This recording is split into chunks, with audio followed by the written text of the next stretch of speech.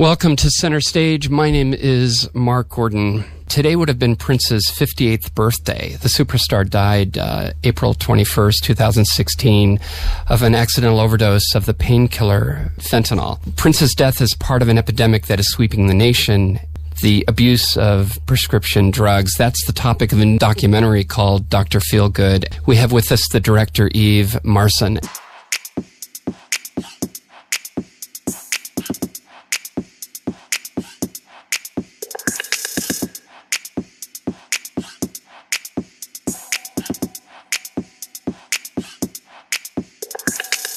How did you find this story?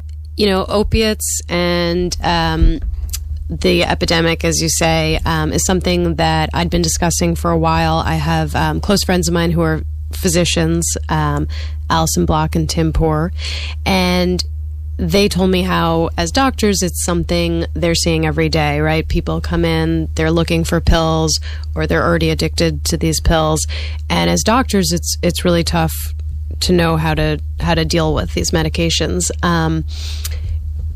What interested me about Dr. Hurwitz's story in particular is, as you say, you know, the testimonies in the case contradict each other so sharply.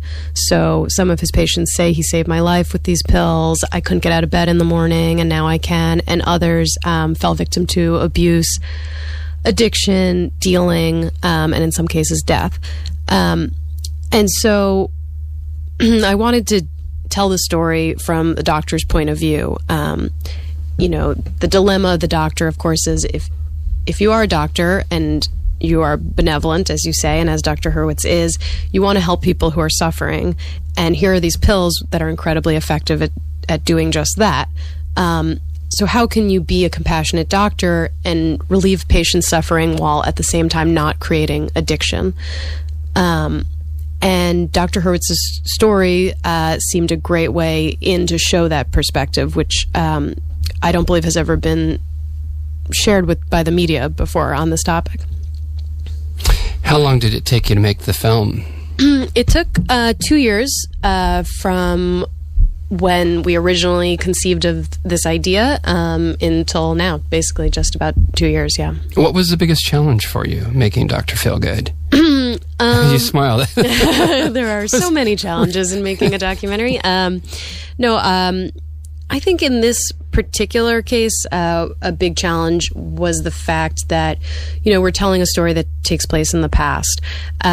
So how can we bring these events to life for the viewer? Dr. Hurwitz was practicing in the late 1990s, which is when this epidemic really started taking off. So he was really at the forefront of doctors who started prescribing the opioids more freely, but also, you know, one of the first doctors who really got a major sentence like this for it. And his trial was in 2004. So, you know, like I said, how can we bring these events to life? And I kind of hesitated to do recreations in the film, but I kept coming back to that idea because really wanted to put people in the shoes of first pain patients, what it would feel like to wake up in the morning and have this kind of crippling pain.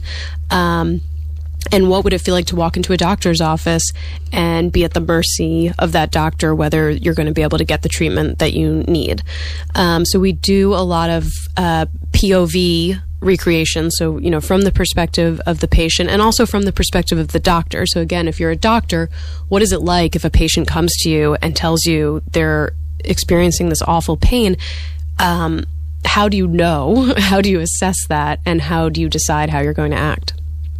How do you approach a film like this in terms of what's your process like in terms of research and? Yeah, it's a tricky subject because there isn't as much conclusive research as you might like on a topic. So, you know, we definitely were researching, and with each interview that we did, you know, you want to be able to double check those facts or read more about studies that have been done, you know, because there are such strong differing opinions in this. So we'd interview one doctor and he would say one thing, and then another doctor might have a different take on it. So it was really just a matter of keeping ourselves as filmmakers as educated as we could on both sides. Not to be judging one another, but just to making sure that we were including all the information. So if one doctor says one thing, we're going to be sure to get a doctor who can represent the other side of that argument. And that research was ongoing. So before we started filming and until the very last day that we locked cut. What did you find most fascinating and also most terrifying about this topic as you started to really peel back the layers? Yeah, I mean, the numbers of abuse and death are pretty staggering right now. So, opioids kill more people each year than HIV in this country. They are right up there with car accidents and other things that are, so in our mind that opioids sometimes, people aren't thinking of it as seriously as maybe they should. I mean, well, it's weird because you go to a doctor and you get this drug. It's not like you're going to the guy on the street corner. Right. It somehow feels more, it's been approved or something. But really, yeah, it's the material in these drugs is almost identical to heroin. The heroin that that one would get on the streets. And that's the other really scary fact that I came across in this is that, partly because people were using these opioids and maybe they weren't able to get access to them any longer, or just it's cheaper and easier. A lot of people who started out addicted to the opioids now have turned to heroin, and we're seeing heroin in all kinds of places you would not expect to see heroin these days. Well, that's like this... you gave the correct pronunciation of this drug that Prince died from. Right, fentanyl. That's similar to heroin. Well, it's actually 50 times stronger than heroin? That's right, yeah. God. I mean, do you think it's interesting how the timing, your film's coming out, and we just found out that Prince died from an overdose just recently, right, of this opioid. Yes. And do you think this is going to really provoke and promote a change in the way we look at these drugs? Prince's death. I mean, yeah, I think we've seen it. We've seen quite a bunch of these celebrity deaths. Philip Seymour Hoffman, even Michael Jackson. Oh, was it Philip Seymour Hoffman? Yeah, from opiates. Yeah, I believe so. But I think it certainly brings it into the public conversation and hopefully raises people's awareness. With Prince, it's sort of particularly interesting because he was he was kind of a clean living guy. So hopefully it doesn't get put into that category of just, rock stars and their wild drug lives. But celebrity or not, I mean, the number of people who are struggling with this every day and dying is just terrible. So people hopefully are beginning to wake up to that. Your last film, Fed Up, right? Yeah. Had to do with sugar? Yes. So it's interesting because is that kind of the theme that really resonates with you, is people that are putting bad things into their bodies and the harm that they'll do? Because in some ways, sugar is just as addicting, isn't it? It's just as bad for you. Yeah, that's interesting. I hadn't thought of that. Right. There was some studies that seemed to suggest that sugar is more addictive than cocaine. Yeah, I mean, I think, I like stories where I like documentaries where you can learn from people's human experiences. So, one of the strengths of Fed Up, I think, was having characters. We followed a bunch of young children and families who are struggling with their weight, and through their stories, I think, you get an interesting window into just how hard it is to want to lose weight and to be up against this food industry and this super addictive sugar and all these forces that are bigger than you. And I hope that this movie can do the same thing in humanizing Dr. Hurwitz, and humanizing the pain patients who are suffering from this pain, as well as those who fell victim to addiction, and the FBI agents who were pursuing Dr. Hurwitz, and humanizing all these people. hopefully we can shed light on how complex this issue is and just how much there is to unravel here. Do you, in working on each film, you must learn something about yourself and about the process. What did you learn about yourself doing this film? That's interesting. You know, Dr. Hurwitz has his defense, or his philosophy, I should say, is you know, he really wants to do well by those around him, I should say. So, you know, he wants to help all of his patients, and if they come to him and they ask for something, he really almost can't help himself but to accommodate them. And I think that was an interesting lesson to be taken there of, you know, you sort of, we all have to have our own lines, our own times when we can say no. Especially as a filmmaker, you have to do that probably a lot, right? Absolutely, yeah. What was the hardest thing you had to do, the hardest no that you had to say during this project? I think with subjects like this who are very much part of the process and part of the film, that you do have to say no. You know, sometimes there's a temptation for that subject to take on a producer role or want to shape the story in a certain way that they see fit, and to retell history. I think just to, you know, they can't help but to want to influence the storytelling. You know, it's not anything as devious as, you know, rewriting narratives. There's a part in the film where they play tapes of things that he said, but I don't recall you ever questioning him about the tape. Yeah, why the choice not to be combative, or? No, I think just the tapes, I mean, what the tapes sort of speak for themselves. I mean, he can't deny what he said on them, right? I mean, and he wouldn't deny that he knew as much as he says on the tapes. You know, I never was trying to catch him in a lie, per se. You know, I was more interested in his reflections on it, you know, why he did what he did. Does he feel remorse? Did he feel remorse then? Or you know, what were the factors that were pushing him to do what he did? Have you had any experience with somebody that you know personally that's had problems with opioids? And first of all, that's the first part. And you have? Well, you know, it's been amazing working on this, how many people have contacted me or will, you know, respond when I tell them what I'm doing. Oh, you know, my brother had this problem, or my partner had this, and not just, you know, both from a chronic pain side and an addiction side. So it's truly incredible how much of the population it affects, but in, you know what I mean, in both ways. So some people are the chronic pain patients suffering, and you know, so-and-so, and he couldn't get the care he needed, and it was awful. And then other people, you know, my son went to the doctor and he got his wisdom tooth out and he got 400 pills and blah, blah, blah, blah, blah. So it's, you know, I've really, really heard both sides. And in such volume, it's been wild. I guess the question is, did you take an agenda with you? Because I think some filmmakers will do that. They have an agenda when they go into the film.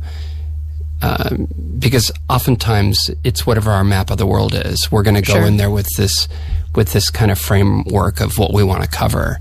And how do you walk that tightrope, I guess, to say, well, I just want to report this and not bring my own preconceived notions into the material? Yeah, I mean, I don't think you really can help but to bring your own, you know, way of seeing the world into your films. You know, in a film like this, I really wanted to give a voice to every character that appears in the film so that it could be complete. That said, I mean, I can't help but put, you know, my way of seeing it onto it. So, you know, I think in the end, I feel it's a complicated issue, but like you said, Hurwitz was not acting maliciously and is not necessarily a bad guy, though many of the things he did are questionable, and certainly bring up a lot of questions for more broadly how we should be handling opioids and this epidemic. So I think that comes through. Tell me about, I like this kind of metaphor that they bring in later into the story, that they compare him to this Gimple the Fool. To Gimple the Fool. He's compared to the Gimple the Fool. I thought that was kind of fascinating. Yeah. I mean, so Gimple the Fool is a baker, and he's married to a prostitute, and she has children from all kinds of different men, and Gimple knows this essentially, and he is faced with this conundrum of, well, should I act out in revenge and punish the people who in this town who have betrayed me and poisoned their bread, or should I sort of rise above all that and be the bigger man, so to speak, which is what he ends up doing. And it's how Dr. Hurwitz also feels that he's acted, that, maybe his patients acted wrongly or were mistreating the drugs or deceiving him in certain ways, but it wasn't his job to... He didn't place any judgment. Exactly. It wasn't his job to place judgment. He's not a policeman. He's only a doctor. That's the job of the police, which is certainly interesting, but I think in theory that has a certain beauty to it, but in practice, it can be more complicated than that, I think, right? I mean, I do think there are times where a doctor may have to judge. So what's next for you? I am working. I have a small production company called Bungalow Pictures, and we are developing a bunch of new ideas for upcoming documentary features. And I'm also working to create a video series which will accompany this film as sort of a supplement to take some of the topics that we talk about in the film, but also some of the topics that are closely related but we didn't get to. So to talk about the heroin epidemic, to talk about addiction treatment centers, and a few other related topics like that, and give that an online home. Do you like being in the documentary space? Where I do. So do you prefer that? I mean, would you eventually go into features? Into narrative features? Yeah. No, I like documentaries. I like art. What is it about documentaries that resonate with you? I think it's a great way to, as I say, to bring issues to people by putting human stories and human faces on them, and to subvert people's assumptions or expectations. I think we all have certain ideas on all kinds of topics, right? And opioids is one of them, right? So a lot, we may come in with our own stigmas about addicts, or our own feelings about big pharma or doctors, or we may come in with our own feelings about the police or, the DEA. And I think in documentary, by showing the people who are the people, the humans behind those kind of words or ideas, you can change people's minds, even in small ways. Well, you mentioned pharma. I mean, they're as much to blame as the doctor, I would think, because they're profiting. Sure. They're profiting from this. Yeah, absolutely. There's no two ways about that. And pharma was certainly responsible for promoting these drugs back in the 90s when Oxycontin became incredibly popular in the mid to late 90s, which again is when Dr. Hurwitz was, his practice was expanding at that time. And yeah, there were promises that these drugs were not as addictive as people feared. And as we talk about in the film, their efficacy was touted basically, based on a very small study that that was then just accepted as the standard of care by many, many doctors. Yeah, when I think about it now, because I had a very intense surgery. Oh, really? I had a sinus tumor a couple of years ago. Oh, dear. And I had no post-operative pain, but they gave me Vicodin. And I think one day I had something, so I took one of these and I go, wow, that's pretty good. Yeah, it feels good. Thank God they didn't give me Oxycontin. Or who knows, I may have been in your movie. Yeah, I mean, It's one way to get in a movie, isn't it? Oh, sure. No, I mean... But no, I remember when I was at the hospital, I remember there was a guy next to me and he had something, he wanted the hardest stuff he could get. He wanted that stuff. Yeah. Yeah. And look, I mean, for some people, it's what they need to feel okay, or to feel not in pain. But for other people, it feels really, better than okay. It feels great. You bring up stats that some people are predisposed to be addictive, have addictive personality. Yeah. Yes, which is definitely true. There's different, different theories and different ideas of how many people are predisposed to addiction. But the other point I want to make is that it's, I think whether you're a person who's going to become addicted or not, I mean, the sort of, there's a blurred line between, I'm taking these pills, my pain is, okay, I'm not feeling my pain, and then where does that become, okay, well, maybe now I feel a little better than better, a little, it's right. It's not, sometimes the line between I'm taking this medicine to cure or to alleviate my pain and I'm getting high is not as clear cut as we might think. Well, I remember hearing something on NPR, it was a discussion about it, how they're going to limit from 3 to 5 days the prescription. Yes. And one of the doctors was saying sometimes the pain comes from the addiction. Yes. Well, withdrawals can be the worst pain. Yes. Oh. Yeah, and that's why it's complicated too, right? Because it's right. If someone suddenly can't get their medicine and they've been on it, and they may not even be addicted, they may be only physically dependent, which is another important distinction between dependence and addiction. Then the pain of withdrawals can be absolutely awful, from what I understand. So the film opening up shortly, right? We are premiering at the Los Angeles Film Festival this week. We had our world premiere on Sunday, and we have a second screening tomorrow night at 8:15 p.m. at the ArcLight Culver City. Is Dr. Feelgood going to be there? He certainly is. Nice. Yes. If your script is low, Dr. Feelgood is in the know. Well, best of luck with Dr. Feelgood and your future projects. Thank you. And we've been talking with Eve Marson.